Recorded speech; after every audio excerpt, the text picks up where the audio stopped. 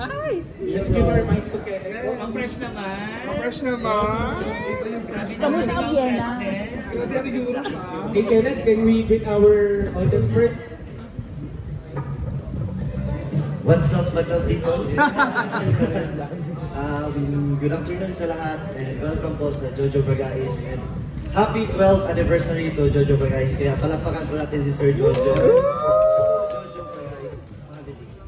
Of course, we want to congratulate Kenneth for winning our quarter round in Mr. Supranational. Palakpakan po natin si Kenneth. We're so proud po sa inyo at thank you for representing the Philippines very well. But ayun, siguro kamustahin na natin ang naging experience mo sa iyong journey doon. My journey po sa Supranational is, ano po sabihin, sobrang ganda. Sobrang ganda ng journey ko and experience kasi hindi po siya naging pageant. It becomes an experience po. Nag-enjoy lang po kami doon and the brotherhood was there. Yung buong pageant parang ano lang parang adventure lang siya. And sobrang saya po dahil madadala ko po itong experience na to and memories in the future. And masishare ko po ito sa future family ko. And siguro pinakamaganda doon is na-represent ko yung country natin with honor and pride. And nagawa ko po yung best ko and sobrang fulfilling po, sobrang worth it lahat ng pagod, lahat ng effort na binigay ko and lahat ng tulong na binigay sa akin ng lahat ng tao. Kasi it takes a village po to be here to represent our country. Hindi po siya basta-basta ako lang mag-isa, but we po, ayaw pong lahat nagtulungan. And thank you so much from the bottom of my heart kasi di ko po yung magagawa kundi dahil po sa inyong lahat. Congratulations again. Siguro kaya if there's one activity that you won't forget during your journey, ano kaya yun? Ang lahat naman po siguro kasi day one pa lang, sobrang dami na namin activities. Sobrang nakakapagod yun po kasi mostly 4 hours na po yung tulog namin. But sobrang worth it naman. But for me, kung isang experience doon is, I think yung sa finals po. Kasi wala pong mag-aakala na papasok po ako sa top 5 or magkaka-placement po ako kasi grabe yung kalaban natin, sobrang lakas nila. Tatangkad, 6'5", parang ganito lang po ako sa 5 or sa top 20. But all throughout po, yung night na yun, binigay ko lang po kay Lord kasi no one is bigger than Him, no one is stronger, smarter. Kaya siya yung tinala ko doon at yung puso ko lang sa during that night. Kaya sobrang thankful ako kay God and sobrang thankful ako na He walks with me, He talks with me, and He's always with me. Kaya siguro nagawa ko yun dahil kay Lord Jesus Christ. Thank you so much. Congratulations again, Kenneth. So we're celebrating our 12th anniversary here in Jojo Bagais, and of course we've been launching our men's night product. So parang ang tanong sa iyo, Kenneth, ay how does it feel to have this Filipino-made products na available sa atin at ma-represent mo to, ma-showcase mo to sa international scene? Sobrang nakaka-proud po. Bago pa lang ako pumasok sa pageantry, na-try ko na po itong shoes na to dahil sa manager ko. Yung ito, yung isa, yung black ko, yun yung ginagamit ko all throughout the pageants that I joined. And sobrang nakaka-proud ko kasi may product tayo na showcase natin not just in our country but to the whole world. Yun po yung sinasabi ko sa mga kasama ko na, oh, this is made in the Philippines. Sir Jojo po ito, and a Filipino designer. And yun, nagaganahan po siya, lalo na sa mandals ko kasi it's different, it's unique, and it's something that remind us na tayong Pilipino is world class and kaya din nating makipag-kompetensya sa ibang bansa. Thank you so much for that. So if you want to explore our elevator shoes and our mandals, nandito na po rin yan sa ating outlet sale. We can explore on that po later on. But we will malalaman natin kung ano ba ang susunod na mga ganap ni Kenneth mamaya lang. But now, are you excited for our beauty queens? Yeah! Now let us all welcome our Miss Philippines Cosmo 2025, Chelsea Fernandez.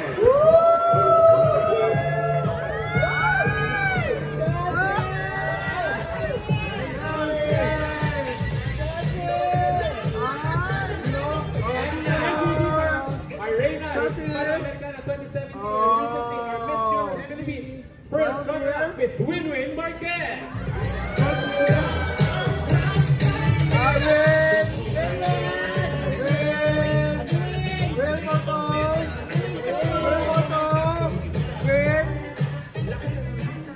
And now, our Miss Universe Philippines 2025, Maria Atisa Manalo.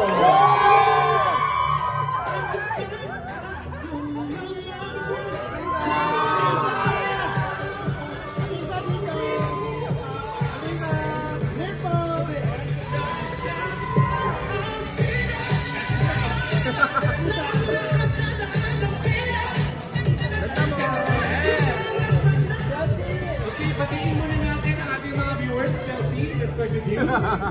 Siyempre, hello to each one of you. Una sa lahat, good afternoon. Ayan, it's really wonderful to see, your beautiful faces, your beautiful smiles this afternoon. For sure, some of you, had some errands to run, but still you chose to be here with us this afternoon. Kaya maraming salamat. It really speaks volumes about how important Jojo Bragais is to all of us and how we value and celebrate the best pageant shoe brand in the whole universe. Kaya once again, maraming salamat po for being here with us this afternoon. Of course, Miss Winwin, can you greet our viewers? Nasabi na lahat ni Chelsea. Lahat ng importanteng bagay na banggit na niya. Yan yung mahirap pagkasunod eh. But thank you sa lahat na nandito. Thank you sa lahat ng viewers na nanonood ngayon. And of course, alam natin na may bagyo na darating. Meron!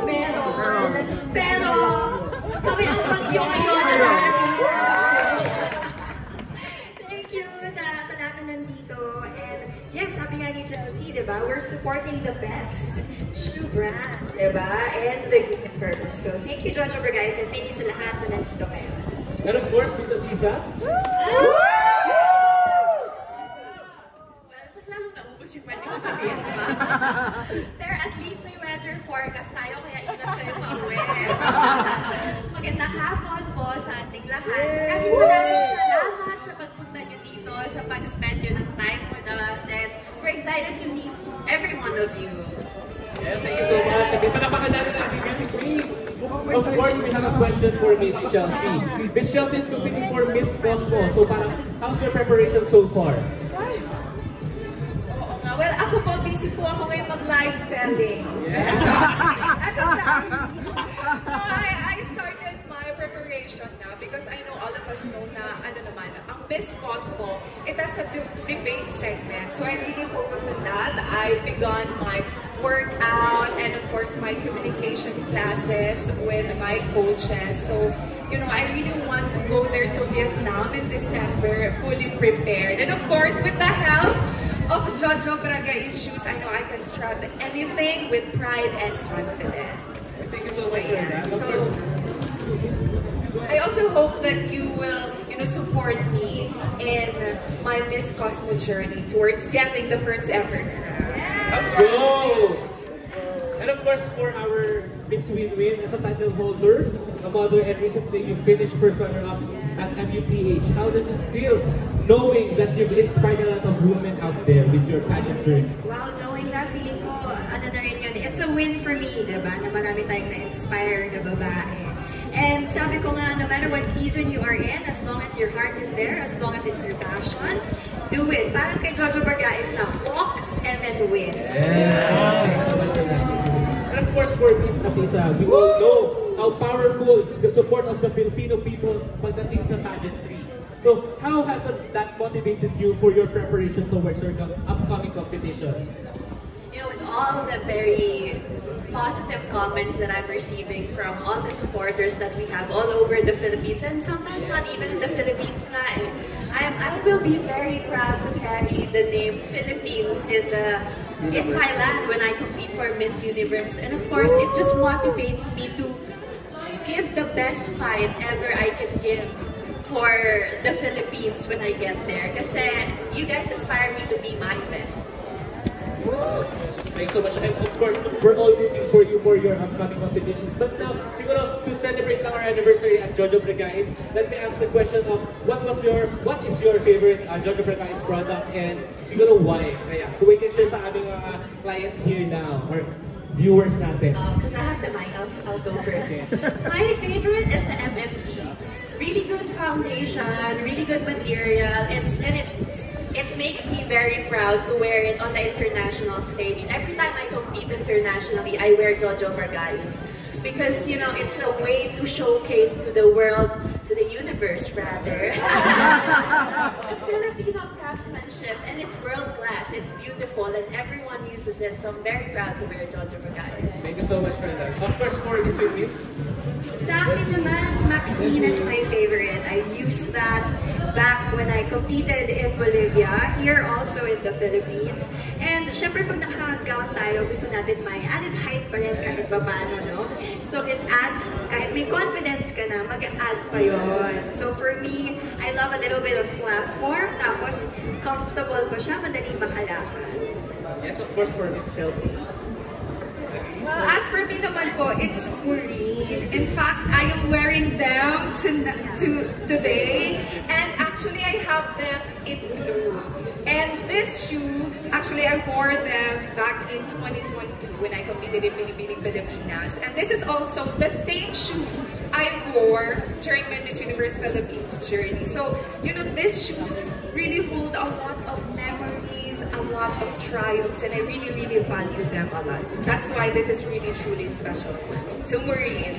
Thank you so much for that. So if you want to explore also the products that are mentioned by our queens, makikita nyo lang po yan around our outlet anniversary sale po. Maraming salamat. And now we're curious to know what's next for our pageant queens and queens. So of course, the ones that are competing, what are your preparations? Let's start with Kenneth. What's next after Supranational? As of now po, wala pa namang future plans. I still want to continue on my responsibility as Mr. Filipinas Worldwide King and as Mr. Supranational Porter. And siguro may plans ako na to continue my book that I created, the pageantry. Kasi gusto ko pong mag-give back sa pageantry. Sobrang laki po ng tulong ng pageant sa buhay ko. Pinago niya ito and I want to make this as parang give back to them. Okay, this is the time also to promote your social media accounts. Siguro naka-follow lang po kayo lahat. But to remind you, my Facebook account is Kenneth Kabungal and my TikTok po, Kenneth Vincent, and also my Instagram. So follow, like. Chika lang tayo doon. Well, for me, I will still continue doing my duties and responsibilities and at the same time, you know, doing my preparations for Miss Cosmo. And again, I hope that we can get the first ever crown for the Philippines.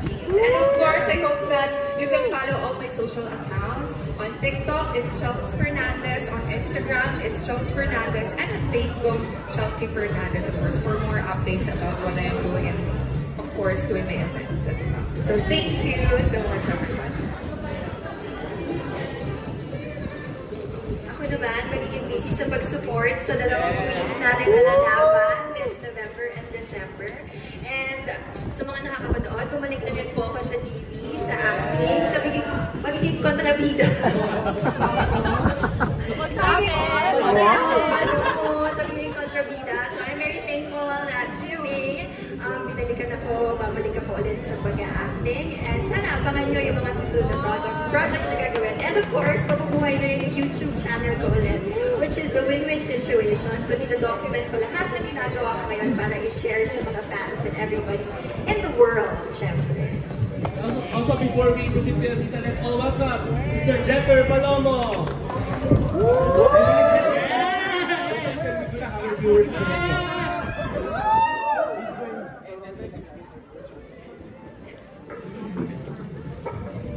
Good afternoon, everyone. I know I'm a bit late, but I was hoping I was worth the wait. Thank you, everyone, for coming here to support us at Jojo Brigais as well. We're super ecstatic to see you guys and really hoping to win all of the crowns that we're hopefully going to go for. Thank you guys so much. Sige, I'll ask the question for Jenner. So we just recently won the Mr. Global title. So what are your preparations right now for your competition? Honestly speaking, it's always been the same thing. I think we've all had that commitment, that drive to win. There's nothing different this time around, whether it be back-to-back or first time. The number one thing that we need to look for is perseverance, and that's what I hope to do. Okay, now you can promote your social media accounts and of course your upcoming events in here. Thank you to everyone. You guys can follow me at Jether Palomo. That's JETHERPALOMO. Thank you guys so much for the support, and I'm hoping you guys just support me and everyone here. So thank you guys so much. Thanks so much, Mr. Jen. And of course, Miss Atisa, can you promote all of your socials and of course your events? Okay. So sa mga hindi pa po nagpa-follow sa akin, please follow my page. Let's go on, Em. 30 Atisa Manalo on all platforms. That's AHTISA. So follow and like and share. Katulad ng sinabi ni Kenneth. Okay. Thank you so much for that. Palakpakan muli natin ating final kings and queens. Of course, I know excited na tayo lahat magpa-photo off sa kanila. But to give it para mas maayos na po tayo, let's sign up from there po with your Jojo Vergara's paper badge. And then isa-isa na po tayo picture. Of course, we have the official photos muna for our press and media. Okay, let's do a photo muna. Pila na po yung iba natin mga super photos sa right side po ng stage.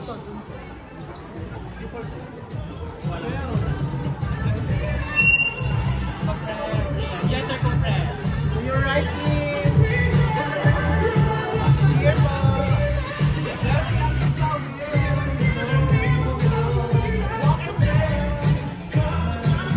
Center.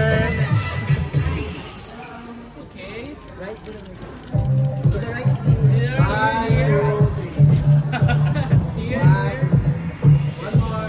Okay, thank you so much. Yun naman. Cheers mo na.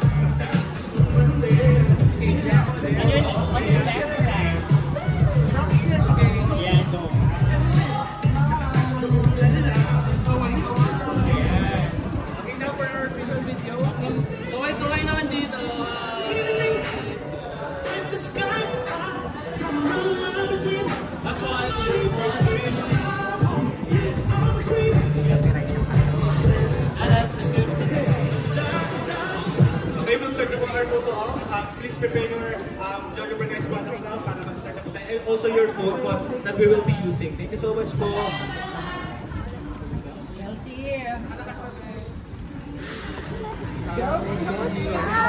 I miss you, girl. Hihintala po ako, sorry. Sige po, we'll start na po.